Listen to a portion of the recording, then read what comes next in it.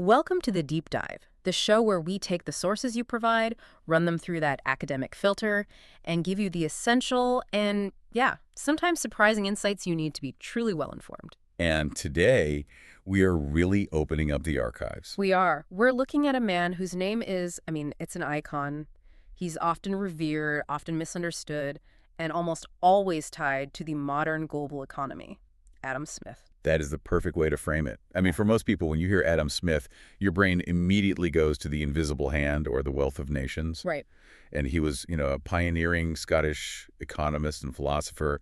He was active during that amazing period, the Scottish Enlightenment, living from 1723 to 1790. And people call him the father of economics. They do. The father of economics. Sometimes the father of capitalism, and rightly so in many ways. But the sources we have here, they really emphasize something much more holistic, something I think is crucial and goes way beyond a simple economic blueprint. Smith was a philosopher first. He was a product of that intellectual explosion, the Scottish Enlightenment.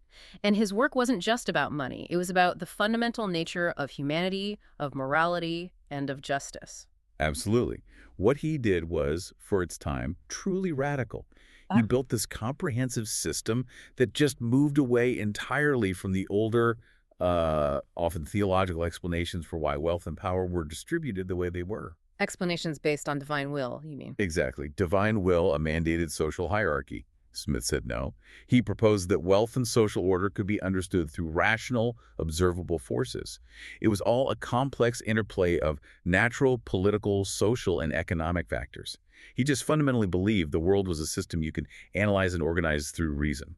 So our mission today is to get way beyond the textbook sound bites, beyond the political simplifications. We're going to do a deep dive comparing his two classic foundational works, which, you really have to read them together. You absolutely do. The Theory of Moral Sentiments from 1759, and then his economic masterwork.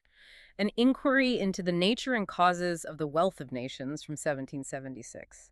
We need to reconstruct that unified vision he had. Right. The cohesive philosophy of human nature, morality, and economic prosperity that Smith was actually trying to build. Because if you only read The Wealth of Nations, you're only getting half the man. You're getting half the picture. It's the two-sided Adam Smith that really holds the key to his legacy.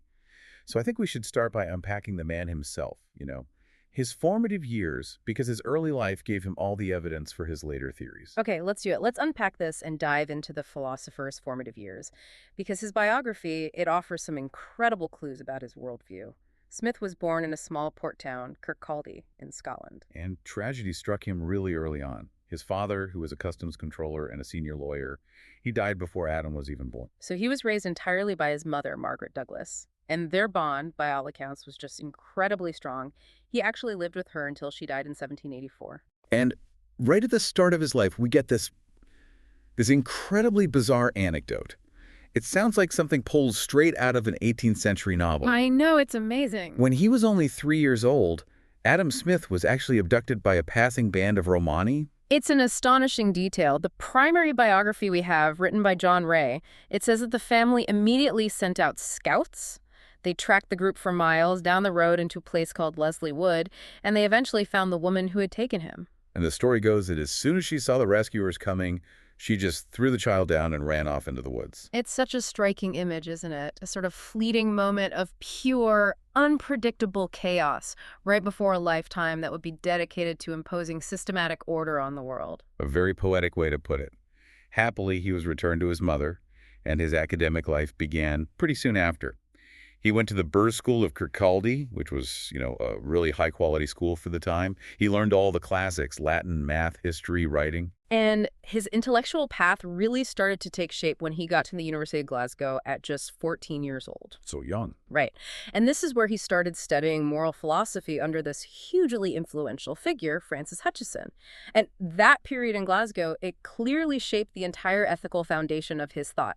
It's where he developed his passion for reason, for civilian liberties, for free speech. Hutcheson was a massive influence. He was really promoting the idea that public benevolence, not just self-interest, was the true source of morality. But this is where it gets really interesting for me. The profound contrast he felt when he moved south to Oxford. Oh, yeah. In 1740, Smith got a really prestigious scholarship, the Snell Exhibition, and it sent him to Balliol College at Oxford for postgraduate studies.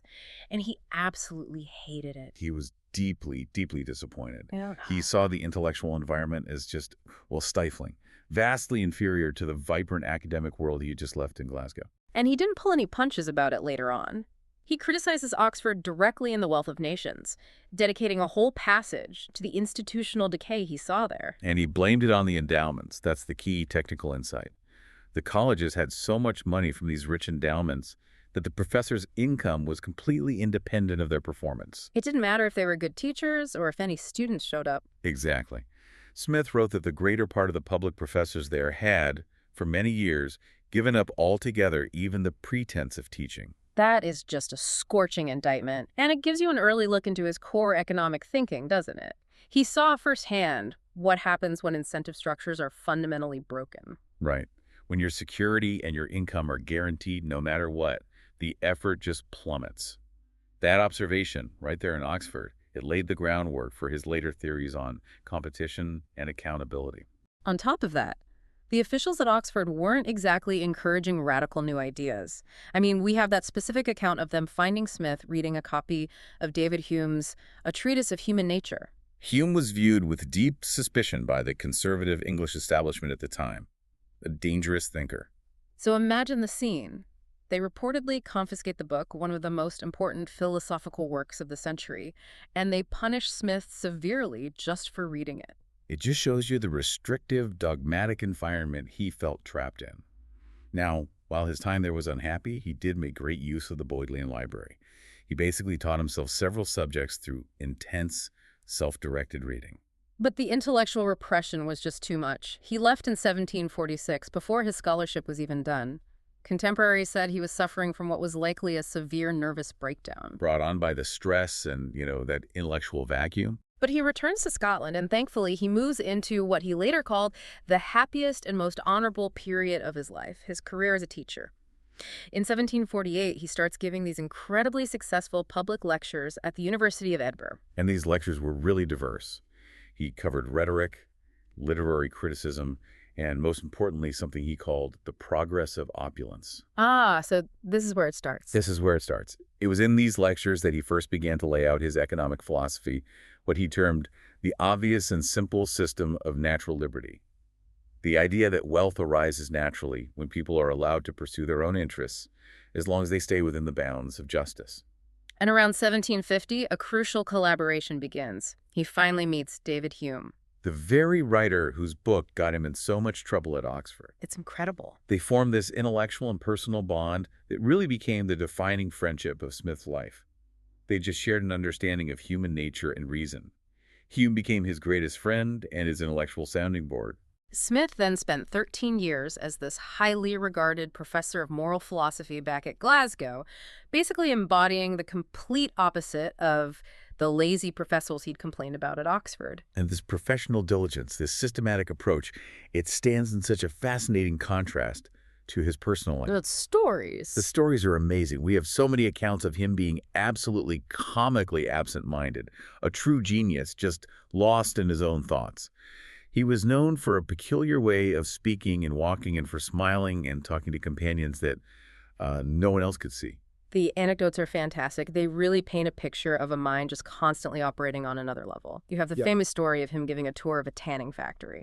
He's intensely discussing free trade, so engrossed in his own theory that he just absent-mindedly walks right into a huge tanning pit. And had to be rescued. It's perfect. And the domestic ones are just as good. There's the story of him making tea, and instead of sugar, he puts bread and butter into the teapot. Drinks the whole thing. Drinks this terrible concoction, and then declares it to be the worst cup of tea he had ever had, just completely disconnected from the physical world. But the best one, for me, has to be the time he walked out of his house in his nightgown, totally lost in thought, and ended up walking 15 miles out of town. It was the sound of church bells that finally snapped him out of it.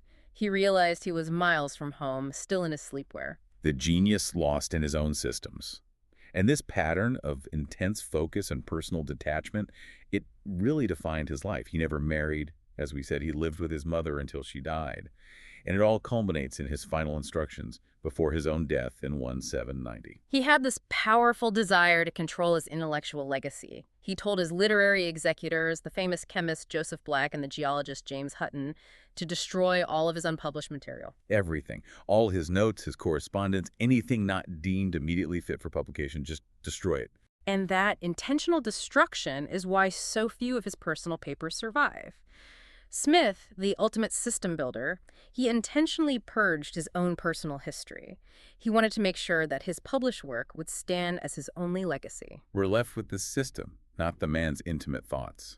Which means everything we know about his core philosophy has to come from those two great published works. And that brings us directly to the first one, the moral compass he built. Yes. Let's move to part 2 and talk about the theory of moral sentiments, published in 1759. I mean, if you want to understand the wealth of nations, you absolutely have to start here. This work is so critical. It establishes the philosophical, the psychological, the ethical foundation for everything that comes after it. It's often forgotten now, overshadowed by the fame of his later work. But Smith himself thought it was his best work, right? He's widely believed to have considered moral sentiments superior to his economic writings. And crucially, he kept revising it. 6 editions, adding and refining his arguments right up until his death in 1790. He really saw it as his defining statement on human nature. And the core question he's tackling here is just so fundamental. How do we humans, who start life as, blank slates without some kind of divinely implanted moral code, how do we form moral judgments? How do we develop a conscience and become social beings? That is the radical departure. He wasn't relying on a preordained religious sense of right and wrong, which is the traditional answer. His approach was observational. It was behavioral, rooted entirely in human interaction. So how does it work? Smith proposed that morality arises dynamically from our interactive social relationships. And the essential mechanism, the glue that holds society together, is what he called sympathy. And we really need to clarify that term for a modern listener. When Smith used the word sympathy, it wasn't what we mean today, like pity or feeling sorry for someone. Not at all. In the 18th century, it was much closer to what we now call empathy, right? The ability to recognize and share, or at least mentally reconstruct, the feelings of another person. Precisely. For Smith, morality isn't innate. It's socially constructed through this constant dynamic search for what he called the mutual sympathy of sentiments. So we're always watching other people. Always. We observe others judging us, we look at their faces, their reactions to what we do, and we instinctively try to adjust our behavior so that we can achieve that mutual feeling of understanding and approval. We want our emotions to resonate with the people around us. And this process of constantly calibrating our actions based on social feedback, this leads directly to his monumental concept of the impartial spectator. It's basically the mechanism of conscience. How does that inner moral judge develop? It's a process of internalization. By constantly observing and anticipating how other people are going to judge our actions, and by seeking their approval and avoiding their disapproval, we're forced to step outside of ourselves. To see ourselves as others see us. Exactly. And over time, this external pressure leads us to develop an internalized set of habits and principles and rules of conduct. That is the impartial spectator. It becomes the internalized voice of conscience, that neutral, objective judge we carry inside us, monitoring our private thoughts and our public actions. So we end up modifying our behavior not just to please the people in the room, but to please this internalized, idealized standard, which kind of represents the objective view of society. And that self-control is absolutely key. The whole point of seeking the impartial spectator's approval is that it forces us to sacrifice immediate selfish gratification. It demands that we exercise self-command and self-control to keep our passions within socially acceptable limits. So that ethical framework of self-command is the bedrock. It's the bedrock upon which a stable commercial society can later be built. Without it, you just have chaos. Okay, that brings us to the famous tension. If the impartial spectator is supposed to give us this framework for moral behavior and self-command, then where does that leave the intense focus on self-interest that he talks about later in The Wealth of Nations? Ah, yes, the infamous Adam Smith problem. This is where it historically came from, right? It is. The Adam Smith problem was this historical conflict that earlier scholars saw. How could the same man write one book centered on sympathy and what seems like altruistic behavior, and then 17 years later publish another book all about self-interest and private gain? They looked contradictory, like he'd had some kind of intellectual shift or even a moral failing. Was he an idealist who became a cynical economist? Well, modern scholarship has largely, and I'd say decisively, dismissed that conflict. So it's not a problem anymore. It's not a problem. The consensus now is that the two works aren't rivals at all. They're completely complementary parts of a single unified system. The theory of moral sentiments provides the necessary psychological and moral framework. It defines the ethical rules and the limits of acceptable human behavior. It sets up the rules of the game. Exactly. And then the Wealth of Nations describes how the game is actually played within those morally bounded rules. The Wealth of Nations applies the specific, necessary virtue of prudence to the private sphere of the economy. Prudence, for Smith, is the virtue of self-care, rational self-management, looking after your family and your future. It's the lowest of the virtues, but it's still necessary. It's the foundation of economic action. And he had a plan for a third book, right, to complete the system. He did. He intended for this unified system to culminate in a planned third major work that would have been about the virtue of justice and public law. So you see the progression from internal morality to private economic action to the rules of public order. One scholar in our sources argues that both books are actually, and I quote, Newtonian in their methodology. That sounds very technical. What does that mean? It's a really compelling analogy that connects Smith back to the scientific revolution. Think about it. Newton applied empirical observation and system building to understand the forces of nature, like gravity and motion. Smith applied that same observation-based, system-building approach of natural science to human social phenomena, to morality, to economics, to law. He was trying to identify the universal, predictable forces at work in human society, just like gravity is a universal force in physics. So things like market competition or our desire for mutual sympathy, he treated those like predictable social laws. Precisely. He argues that just as markets develop spontaneously, driven by rational incentives, a similar kind of market dynamic governs how our morality develops. People are constantly testing and adjusting their moral sentiments in a social marketplace, seeking that mutual sympathy. It's a kind of continuous market for social approval. And that internal check, that need for approval, it prevents the purely self-interested person from just becoming a social monster. That is the key takeaway for you, the listener. The desire for moral approval in his first book, TMS, actually functions as the internal restraint on the pure, unbridled self-interest he talks about later. It ensures that when people pursue their economic game in WN, they're still operating within the bounds set by their conscience and the need for social acceptance. So morality is the necessary precondition for a functioning, prosperous market economy. In short, in TMS, sympathy is the moral faculty that restrains self-interest. In WN, competition is the economic faculty that restrains self-interest. The two systems are completely interwoven. With that moral foundation established, let's turn our attention to the text that truly made his name famous around the world, The Wealth of Nations. Let's do it. So The Wealth of Nations, published in 1776, is often called the foundational text of modern capitalism. It's a landmark. But before Smith even wrote it, he spent this critical period touring Europe, which profoundly refined his economic thinking. Yes, the path to this book was paved with a massive career change. In 1764, Smith resigned his professorship, a job he loved, for a highly lucrative tutoring position. An offer he couldn't refuse. He was hired to tutor the stepson of the Chancellor of the Exchequer, a young man named Henry Scott, the Duke of Buccleuch. And the terms were stunning for the era. £300 a year plus all expenses, and a guaranteed £300 a year pension for life. That was roughly double his professorial income. It's the ultimate market success story for the future champion of free markets. You could say that. And that tutoring job took him across the continent. He spent time in Toulouse, then moved on to Geneva, where he famously met the philosophical titan Voltaire. Later, in Paris, he met another radical intellectual, Benjamin Franklin. But his time in Paris was probably the most crucial for the book, right? I would say so. In Paris, he encountered the Physiocrats, a radical French school of thought founded by François Quesnay. This group was advocating for what they saw as the natural laws of economics. Their motto was the essence of early deregulation. Laissez-faire et laissez-passer. Le monde va de lui-même. Let do and let pass, the world goes on by itself. The ultimate expression of laissez-faire economics, born in France. Exactly. And Smith was hugely impressed by their work. He concluded that physiocracy was perhaps the nearest approximation to the truth in political economy published so far. They shared this core opposition to the dominant policy of the time, which was mercantilism. Okay, we need to slow down and define this opposition because this is the intellectual battleground of The Wealth of Nations. What exactly was mercantilism? Mercantilism was the reigning economic strategy across Europe.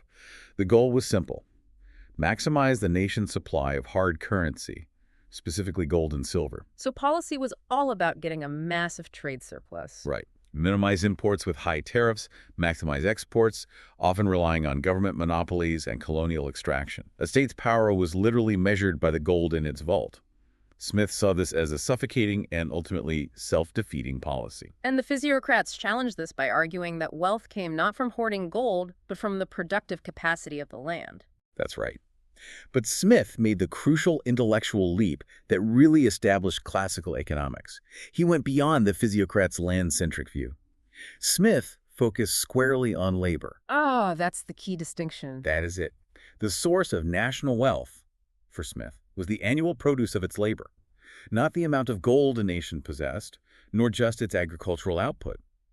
This reframing laid the absolute bedrock for classical economic theory, the labor theory of value. And this insight must have been immediately compelling. The success of The Wealth of Nations when it came out in 1776 was huge. It sold out its first edition in just 6 months. It was a sensation.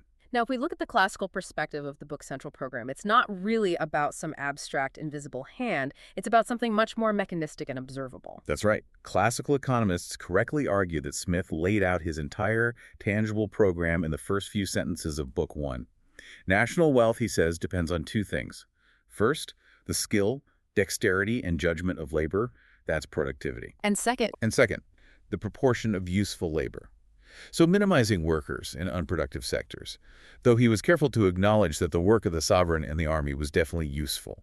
and his solution for maximizing that first factor, productivity, the engine of economic growth, that is the famous division of labor.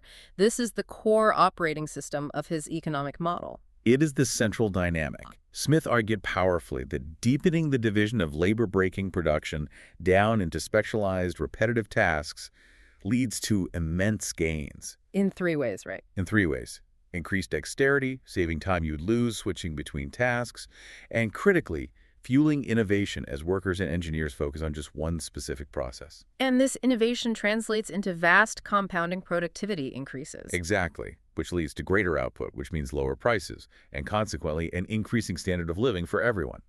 Smith coined the term universal opulence for all ranks of society. He argued that the poorest worker in a free commercial society lives better than an African king commanding thousands of subjects in a non-commercial system. That's the continuous growth machine he envisioned. Specialized labor leads to lower prices, which extends markets, which allows for more specialization, which drives more innovation. It's a continuous cycle of rising prosperity for all. And his famous pin factory example, where one worker doing 18 separate operations is way less productive than 10 workers specializing in one operation each. That's the classic anecdote that cemented the idea in history. It showed the sheer power of organization over raw effort. Okay, this brings us to the famous phrase that is now synonymous with Smith, the invisible hand.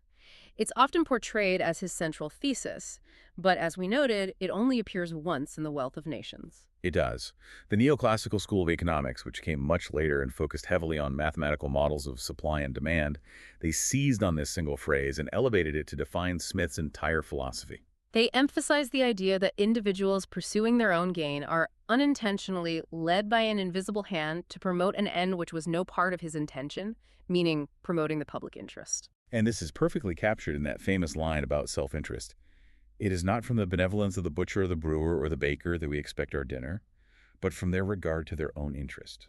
We address ourselves not to their humanity, but to their self-love. Right. And it's not a moral endorsement. It's a pragmatic observation about motivation.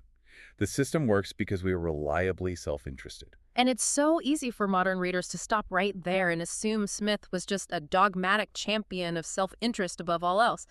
But that ignores his first book, and it ignores what is maybe the most surprising detail for modern advocates of pure, unregulated free markets. What's that? Smith's profound and repeated distrust of businessmen and merchants. This point is absolutely crucial for understanding the complete Smith. He was deeply wary of the self-interested nature of merchants when that interest led them to coordinate or collude. His suspicion wasn't just a passing comment, it was structural. He warned about it again and again. He explicitly and repeatedly warned of businessmen's inherent tendency to form a conspiracy against the public or in some other contrivance to raise prices. He saw their natural tendency to form cabals or monopolies, to fix the highest price, which can be squeezed out of the buyers. That's a stark recognition that the pursuit of gain, when it's unchecked, quickly turns predatory. And this deep skepticism translates into a powerful, almost suspicious warning directed at the government. Smith states clearly that any proposed law or regulation that comes from manufacturers and merchants Yes. ought always to be listened to with great precaution and ought never be adopted till after having been long and carefully examined, not only with the most scrupulous, but with the most suspicious attention. That is incredible. He is telling the government, in no uncertain terms, to distrust any political advice coming from the business community because their interests are almost certainly contrary to the public interest. He wasn't afraid of markets, but he was profoundly suspicious of the people running them, especially when they were seeking government privilege or political favors to distort competition.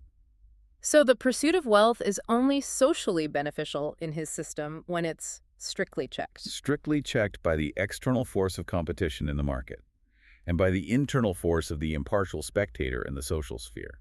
You remove those checks, and the very self-interest he described becomes a public threat. It becomes a conspiracy. This makes the question of government intervention the next logical step. If he had such deep suspicions, how limited did he actually think the government should be? Let's move to part 4, to explore Smith's very complex views on government, justice, and empire. Okay. For a man who is so frequently portrayed as the ultimate champion of laissez-faire and minimal government, Adam Smith actually spent a ton of time detailing the necessary and substantial duties of the state. The political caricature of Smith is just as simplistic as the economic one. It seems so. Absolutely. The modern, often dogmatic idea of Smith advocating for this tiny, passive night watchman state that just stands by, it's a serious misreading of Book Fee of the Wealth of Nations. That whole book is about the revenue of the sovereign and the necessary expenses of the Commonwealth. And he outlines 4 specific duties the government must fulfill. These aren't suggestions, they're mandates. They are mandates, and the first duty is the simplest. The state has to protect the society from external violence and invasion, national defense. That's the prerequisite for everything else. Right. Without security, you have no commerce. The second duty is arguably the most crucial for making a commercial society work. That is the exact administration of justice. This means establishing and funding an independent court system that can enforce property rights and uphold contracts. Without guaranteed justice, economic activity just grinds to a halt. The third duty is maybe the one that's most often overlooked by his modern fans, yet it's a huge portion of public spending in any modern state. Public works and institutions. This is where Smith's pragmatism really shines. He mandated that the government must provide public works and institutions of such a nature that the profit could never repay the expense to any individual. So the government has to step in where the private profit motive fails to meet a widespread public need. Exactly. The obvious examples are the critical infrastructure for trade roads, bridges, canals, harbors. Smith reasoned that private companies might build a profitable road near a big city, but they would never build and maintain the massive network needed to knit a whole nation together. The public benefit is just too great, so it requires public funding. And he also included public funding for things that build up human capital, right? Absolutely. He argued for partial public subsidies for elementary education. He recognized that the intense specialization from the division of labor, while great for productivity, could make workers as stupid and ignorant as it is possible for a human creature to become. Wow. So the state has a duty to counteract that intellectual atrophy through public education, promoting basic literacy and understanding. And he had a preference for how these things were managed. He did. He argued they're always better maintained by a local or provincial revenue under local administration. He favored decentralized control, where local citizens have a direct stake in oversight. Okay, and finally, the fourth duty. Upholding the dignity of the chief magistrate, the monarch, or chief executive. Basically, making sure the head of state is provided for in a style that commands respect and maintains political stability. So given these 4 vast, expensive duties, defense, justice, infrastructure, the state itself, Smith needed a robust, fair way to collect revenue. This is where his 4 famous maxims of taxation come in. Still cited today. Equality, certainty, convenience, and economy. And the maxim of equality is probably the most debated. Smith argued that people must contribute in proportion to their respective abilities. And our sources show he went even beyond simple proportionality. He actually suggested a progressive tax structure. He did. He stated it very clearly. It is not very unreasonable that the rich should contribute to the public expense, not only in proportion to their revenue, but something more in that proportion. Why? What was his justification for the rich contributing more? His reasoning was rooted in the very nature of civil government. The wealthy benefit disproportionately from the state's protection. The entire apparatus of justice, police, defense, it's largely there to protect accumulated property. A poor person has little to lose, but a rich person needs the state to secure their large estates and financial holdings. Exactly. Since they receive the greatest protective benefit from the government, they should pay a higher rate for that protection. It's a pragmatic argument. And this brings us to a really critical, almost radical insight of Smith's that underpins his whole justification for government: the link between property, inequality, and the necessity of the state. He saw the societal costs of commercial society with unflinching clarity. He knew that the very system that creates that universal opulence also generates massive inequality. It's the trade-off. And he links the need for a strong government directly to that inequality. He does. He wrote, "Wherever there is great property, there is great inequality. For one very rich man, there must be at least 500 poor." 500 poor for every one rich man. That is a staggering ratio. And he wasn't afraid to state the conclusion. He concluded with a quote that is often minimized or ignored by those who champion him as a purely libertarian thinker. He said that civil government, so far as it is instituted for the security of property, is in reality instituted for the defense of the rich against the poor, or of those who have some property against those who have none at all. That is a profoundly critical perspective. It sounds almost Marxist. He's viewing the state not just as a neutral protector of liberty, but as an institution required to manage the social conflict that comes from property inequality. It shows his vision wasn't utopian. He recognized the inherent tensions, and he justified a strong, well-funded government as a pragmatic response to these perpetual realities. And beyond domestic policies, Smith also held these surprisingly egalitarian views on empire, colonialism, and social hierarchy. He was explicitly anti-empire and against hierarchy. He fundamentally challenged the belief that colonies were necessary for British prosperity, calling the whole imperial project financially ruinous. So what did he propose for the American colonies crisis? He proposed two pragmatic solutions. First, grant them immediate independence, but maintain a friendly relationship based on free trade and maybe a military alliance. He thought the cost of defending the colonies far outweighed the benefits. As a second option. An imperial federation that would grant full political rights, including significant parliamentary representation, to the colonists. Either way, Smith demanded full equality or full separation. He just fundamentally opposed the unequal structure of empire. And this opposition extended to human equality in general. Absolutely. He was a vocal opponent of slavery. He refused to accept that other cultures, like in China or India, were inferior to Europe. And his egalitarian streak was reflected in his views on common labor and knowledge. What did he say about that? He famously believed that a common street porter was not intellectually inferior to a philosopher. The only difference was the degree of habit and education afforded to each person. He cautioned against the idea that sophisticated science is inherently superior to common sense, a deep respect for practical expertise. So finally, let's look at his posthumous legacy and how the interpretation of him has shifted. Which brings us back to why he's so controversial today. Well, the bicentennial of the Wealth of Nations in 1976 was a massive catalyst.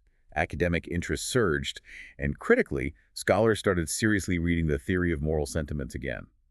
It was only then that he was really reappraised, not just as an economist, but as the founder of both moral philosophy and economics, recognizing the unified nature of his system. But his legacy is still highly ambiguous, isn't it? It's often used politically to support viewpoints he explicitly cautioned against. He's been celebrated by free market titans like Alan Greenspan and Milton Friedman. Yet, when you actually engage with the nuance of his work, especially Book Fee, the picture changes significantly. The economist Herbert Stein once argued that the qualifications Smith included could actually justify a wide range of modern institutions. Like what? Institutions like the Food and Drug Administration, public utilities commissions, or even mandatory employer health benefits, things that ensure the basic security of the labor force. So those who cite Smith to champion dogmatic laissez-faire are often misrepresenting his full, qualified vision. They are. Smith was skeptical of unnecessary government intervention, yes, because it often came at the behest of self-interested merchants seeking special privilege. But he was pragmatically prepared to accept or propose interventions when he judged their net effect would be beneficial. It's clear then that Adam Smith's true genius isn't in providing simple rules like less government. It's in articulating this complex system where human psychology, morality, economic incentives, and government structures are all necessary and often competing parts of a successful society. He refused to explain wealth by divine will. He insisted his two books form a single, unified philosophy where morality guides economic action. And his advocacy for free markets was constantly balanced by that deep suspicion of business interests and a clear, pragmatic mandate for government to provide public works, education, and defense. That is the complete Adam Smith. So to wrap up this deep dive, we want to leave you with one final thought, something for you to mull over that really touches on the tension Smith saw between the employer and the worker, a tension that is still central to economic policy today. Smith recognized a fundamental structural inequality between employers and laborers, one that dictates the balance of power in the market. You put it very starkly. A landlord, a farmer, a master manufacturer, a merchant, though they did not employ a single workman, could generally live a year or two upon the stocks which they've already acquired. But the workers, many workmen could not subsist a week. Few could subsist a month, and scarce any a year without employment. That is the essence of labor precarity. The worker has to accept work immediately, but the employer can wait months for a better deal.